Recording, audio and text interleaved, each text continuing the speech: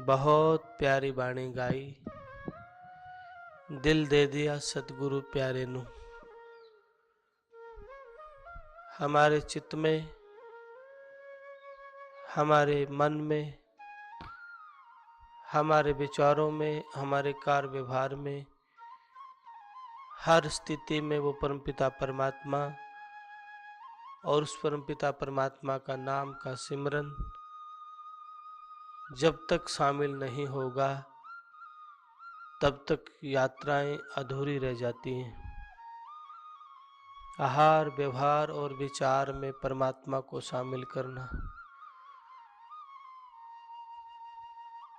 एक बड़ा भोला भक्त था,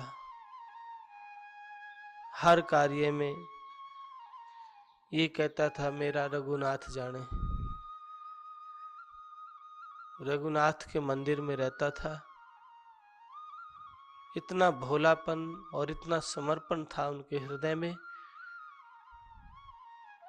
कि हर कार्य में ये कहता था कि मेरे रघुनाथ जी जाने। एक समय की बात है, उनके घर में जवान बेटी हुई तो बेटों ने कहा, पिताजी बेटी की शादी करनी है, बहन की शादी करनी है, आप कुछ पैसे का प्रबंध करें। तो वो भोला व्यक्ति उस गांव के साहूकार सेठ के पास चला गया पैसे लेने के लिए। उन्होंने पैसे भी दे दिए। बेटी की शादी हो गई। शादी होने के बाद वह भोला मंदिर में ज्यादा टाइम देने लगा कि अब मेरी जिम्मेवारी पूरी हो गई है और फिर और करना भी क्या है, इस परमात्मा का सिमरन और मालिक को याद करना। रोटी खाए तो मेरा रघुनाथ जी जा देख रहा है, जान रहा है। कोई भी काम करे तो मेरा रघुनाथ जी, मेरे रघुनाथ जी। सदगुरु की प्यारी साध संगत जी, बेटों ने शादी के बाद कुछ समय बाद वो पैसा इकट्ठा किया और पिताजी को दे दिया कि हे पिताजी, लो ये पैसा, सेठ जी का हिसाब करके आ जाओ। वो भोला व्यक्ति सेठ के पास गया, पैसे दे दिए, हिसाब करवाया, सब पैसे दे दिए उन्होंने। और सेठ ने पर्ची में लिख के दे दिया हिसाब पूरा। कहने लगा, भोला क्या लिखा है? भोला ने कहा, मेरे रघुनाथ जी जाने, मुझे तो पता नहीं। ये बात सुन के सेठ के दिल में बेईमाना आ गया। कहने लगा, सेठ जी ने कहा कि भोला ये पर्ची मुझे दो और जाओ एक गिलास पानी लेके आओ। सेठ जी ने उस पर्ची को उसी बही में वहां लगा दिया और नकली पर्ची बना के दे दी कुछ भी। सदगुरु की प्यारी साध संगत जी, पूरा परिवार अनपढ़ था, सेठ के दिल में बेईमाना था। उन्होंने कोर्ट में केस कर दिया कि भोला इतने टाइम से पैसे लेके गया था और मेरे पैसे नहीं दे रहा है। कोर्ट में भोला को बुलाया गया। भोला गया। भोला का भोलापन को देख के, भोला के जज ने भोलापन को देखा और उसकी स्थिति को देख के जज साहब ने कहा, भोला आपने पैसा दिया है सेठ का? भोला ने कहा, हाँ मैंने दिया है। जज साहब ने कहा, कौन था आपके साथ में जब आप पैसा दिया? तो जज साहब, भोला ने कहा, मेरे रघुनाथ के सिवा और कोई नहीं था। ऐसा प्रेम देख के जज साहब ने सोचा रघुनाथ कोई व्यक्ति होगा गांव का, और जज साहब ने अगली तारीख दे दी और रघुनाथ के नाम वारंट जारी कर दिया कि रघुनाथ को बुलाया जाए। अपने ही पैसे पे जारी कर दिया कि भोला गरीब है और इसकी बातों में सच्चाई झलक रही है। तो क्या हुआ, सदगुरु की प्यारी साथ संगत जी भोला को ने रघुनाथ के नाम जो है ना, जज साहब ने वारंट जारी कर दिया। भोला वो रघुनाथ वारंट को लेके गए। पूरे गांव में पूछा गया, कोई भी व्यक्ति रघुनाथ नाम का व्यक्ति नहीं था गांव में। मंदिर में देखा रघुनाथ का मंदिर है, उन्होंने सोचा यहाँ कोई रघुनाथ होगा, तो वहां वारंट दे करके आ गए भोला के हाथ। भोला ने कहा, भगवान आज तक तो फूल आते थे, फल आते थे, मेवा मिष्ठान आती थी, लेकिन आज आपके पास आपका वारंट आया है, आपने जाना पड़ेगा कोर्ट में। वो तारीख आई, जज साहब ने भोला को बुलाया और ऑर्डर दिया रघुनाथ को बुलाया जाए। आवाज आई, रघुनाथ हाजिर हो, रघुनाथ हाजिर हो। वो रघुनाथ जी, एक बूढ़ा सा व्यक्ति, फटा सा लिबास और हाथ कांपते हुए रघुनाथ नाम का एक व्यक्ति आया और वहां खड़े हो गए। जज साहब ने कहा, आप रघुनाथ हैं? ने बोला, हाँ मैं रघुनाथ हूं। भोला ने जब पैसे दिए सेठ जी को, तब आप साथ थे? ने बोला, हाँ मैं साथ में था। क्या प्रूफ है आपके पास? उस व्यक्ति ने कहा, मेरे को और सेठ जी को यहीं रखा जाए, सेठ को यहीं रखो,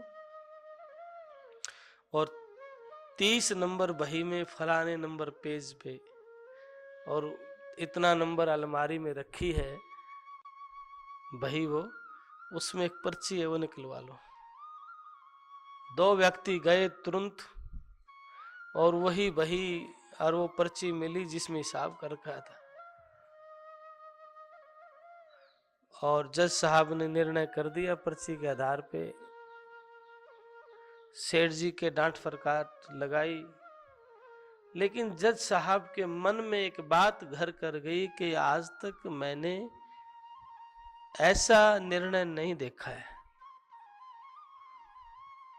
कई वर्ष हो गए, हजारों निर्णय किए हैं, केस आए सामने, पर ऐसा नहीं आया है। जज साहब ने भोला को बुलाया, कहने लगे, भोला ये रघुनाथ कौन थे? बोले, वही जिनका मंदिर है। बोला, अच्छा इन्होंने मंदिर बना रखा है? नहीं नहीं, ये मंदिर में रहते हैं। अच्छा ये पुजारी हैं? नहीं, जिनकी आरती की जाती है वो रघुनाथ। बाद में इंक्वायरी कराई जज साहब ने, पता चला कि रघुनाथ नाम का कोई व्यक्ति नहीं था। ये सब देख के जज साहब ने बड़ी गलानी हुई अपने आप में कि भगवान खड़े रहे और मैं बैठा रहा। यह सुन के उन्होंने नौकरी से इस्तीफा दे दिया, छोड़ दिया, और वृंदावन में आ गए, दीवाने हो गए। मंदिर के बाहर गेट पे खड़े रहते थे, मंदिर में नहीं गए। लोग पूछते थे, आप मंदिर क्यों नहीं जाते? उन्होंने कहा, मेरी हिम्मत नहीं है भगवान के सामने जाने की। ये खड़े रहे, मैं बैठा रहा, आज मेरी हिम्मत नहीं है। सन्यासी बन गए, पूरी उम्र वृंदावन में भगवान के मंदिर के सामने खड़े रहते। ऐसा प्रेम, ऐसा लगाव, जिनके हृदय में हर वक्त वो परमपिता परमात्मा का नाम का सिमरन होता है, नाम का लगाव होता है, वो जीव काल के जाल से बच जाते हैं। दिल दे दिया सतगुरु प्यारे नू, जिनके दिल में एक वो ही है, तो अपना हक नहीं मानते, अहंकार नहीं, दुनिया की कोई तस्वीर दिल में ना आए, केवल अपने परमपिता परमात्मा की तस्वीर दिल में रहे, क्योंकि मेरा हक नहीं है। सिर दिंदा सो प्याला लिंदा चलदा अमर अखाड़े नु, सौंप दिया सतगुरु को, सिर सौंपया गुरुदेव को, सफल भया वो शीस, निता आनंद उस शीस पर सदा बसे जगदीश। सदा जगदीश का वासा होता है, जो सतगुरु को अर्पण हो जाता है, समर्पण कर देता है, जो सौंप देता है, फिर कितनी दुख आए, पीड़ा आए, तो एक प्रेम ऐसा बन जाता है, मेरे गुरुदेव सब देख रहे हैं। एक विश्वास नहीं टूटे, विश्वास कमजोर नहीं, मेरे साईं सब देख रहे हैं। जब ऐसा समर्पण होता है तो ये जीव काल के जाल से बच जाता है। शब्द महल मुकाम हमारा, हम आए दिन चारे नु, यहां आए दिन चारे नु, हम उस शब्द से टूट गए, हमारा महल हमारा मुकाम से हम भटक गए। यहां 4 दिन का भाषा, 4 दिन के लिए आए हैं, आखिर तो जाना पड़ेगा। इस शरीर को छोड़ के,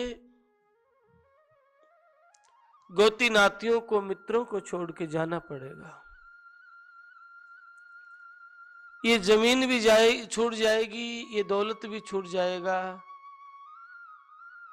बिन सतगुरु के इस जीव का कोई हिमाती नहीं होगा। एक सतगुरु हैं जो इसको, इस जीव को शरीर के भी आगे काल के जाल से बचा लेते हैं। और ध्यान रहे, ये जो शरीर के संबंध जितने भी हैं, ये सारे टूट जाएंगे एक दिन। जो कुछ हमें यहां मिला है वो यहीं छूट जाएगा, शरीर भी यहीं मिला है आपको, शरीर भी आपका छूट जाएगा। 4 दिन का भाषा है, आगे चलना बहुत दूर है, लंबा सफर है। इसलिए चेत सके तो चेत, अब जाग जाओ, अभी वक्त है, अभी समय है। लेकिन सारा ही जीवन को ऐसे ही गंवा रहे हैं।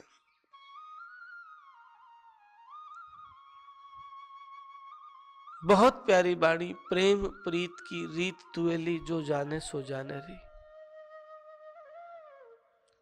ये प्रेम की रीत को प्रेम ही जान सकता है, भाषा के शब्द नहीं होते हैं, प्रेम में ही समर्पण होता है।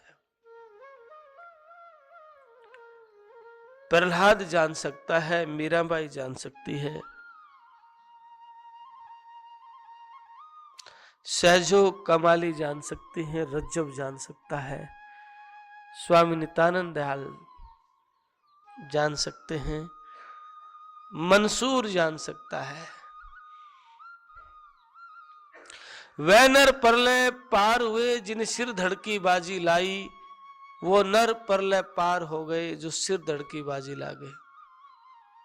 वो नर काल जाल से बच गए जो निर्भय होकर के मालिक के नाम की कमाई करने लग गए। नाम सुमर निर्मल हुए, पता नहीं कितने पापी जीव नाम सिमरण करके पार हो गए हैं,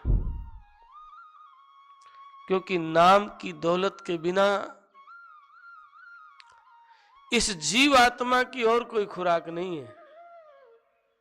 शरीर की खुराक तो हम देते ही हैं,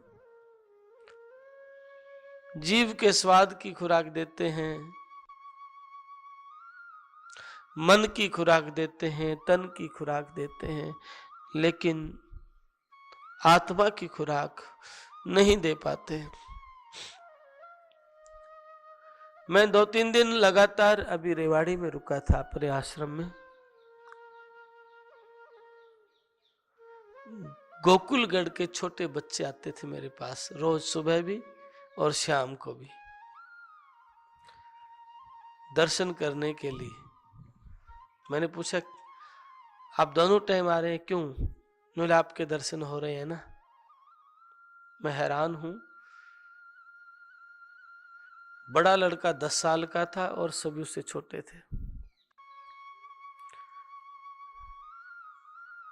और वो बेटा कहने लगा मर्जी कोई खाने की चीज दे रहे थे। मैंने कहा नमकीन नहीं खाएंगे आप, बिस्किट? बोला नहीं नमकीन नहीं खाऊंगा। 10 साल का बच्चा है।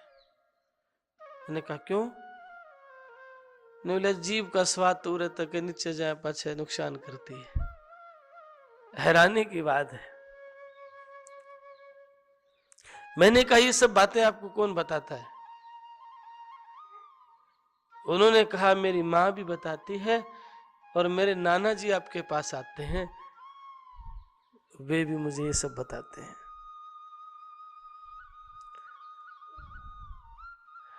मैंने कहा आपको ये बच्चों की तरह ये पानी के पता से ये और जो फास्ट फूड होता है, चाउमीन बर्गर वगैरह वगैरह, ये नहीं खाते आप? नहीं नहीं, मेरी माँ ने कहा है ये खाने से नुकसान होता है। मैं ठंडी गर्म चीजें भी नहीं खाता हूँ एक साथ में। 10 साल का बच्चा है, ढंग से खेलना भी नहीं आता होगा। आप सोच करके देखना उस बच्चे ने इतनी ऊंची समझ, कई बातें, रोज 1-2 बात बड़ी ऊंची बात करता था। मैंने कहा कि रोज क्यों आते हो, क्या बात हो गई दर्शन? नहीं नहीं, मेरे नाना जी कहते हैं कि बार बार जाना चाहिए दर्शन करने के लिए, और मैं स्कूल जाने से पहले आता हूं और स्कूल आने के बाद में आपके पास आता हूं। तो प्रेम जब हृदय में ऐसा भाव बनता है, ऐसा लगाव बनता है, तो आत्मिक अनुभूतियां होती हैं। किसी दौलत के बदले प्रेम को नहीं लिया जा सकता। ऐसे ही हम अगर अपने बच्चों को संस्कार दें, वे दादा दादी के सामने नहीं बोलते हैं, बड़े के सामने जिद नहीं करते हैं, उनके सामने कुछ भी शब्द ऐसे नहीं, ऐसे हम संस्कार दें तो बड़ी अच्छी बात है। मंदिर क्यों जाए, संतों के पास क्यों बैठे, और कैसे संतों के पास बैठे? ऐसा नहीं कोई सुल्फा पी रहा है, ऐसा नहीं किसी के पास बैठने से बुरी संगत, अच्छा बुरे विचार आ रहे हैं, ऐसी संगत नहीं करनी है। और हमें बच्चा एक कच्ची प्योद होती है, उसको आप जो रंग देना चाहेंगे, जो कला देना चाहेंगे, वो सहज में आ जाएगी। डिपेंड करता है संगत पे, सर्कल पे और आपकी गाइडलाइन पे। प्रेम प्रीत की रीत दुवेली, जो जाने सो जाने री, सिर देवे सो प्याला लेवे, मूर्ख क्या पहचाने री। जो सौंप देता है वो अमृत का प्याला पी सकता है, ना समझ क्या जानेंगे। कायर का ये काम नहीं है, वो महबूब ना माने री। कायर का काम नहीं कि मैदान छोड़ के भाग जाए, भक्ति मार्ग में सूरवीरों का काम है। सूरवीर मुख मोड़त नहीं, सती ने लालच चाम को, अपने हाथ मिटाए आपको दर्श करे निज धाम को। मतवारो पेंडो राम को, कामी क्रोधी कुटिल बुद्धि यो पेंडो ना काम को। सूरवीर मुख मोड़ेगा नहीं और सती चाम का लालच नहीं करेगी। इसलिए गुरुदेव कहें कायर का ये काम नहीं है, वो महबूब ना माने री। तन मन अपना सर्वस्व सौंपे, साहेब हाथ बिकानेरी। परमात्मा के हाथ बिक जाए, नितानंद मिले स्वामी गुमानी। लग गई चोट निशानेरी, चोट निशाना पे लग जाती है। इसलिए सदगुरु की प्यारी सासंग जी, मालिक के नाम का सिमरन बंदगी करो, ये जीव सार्थक हो जाएगा।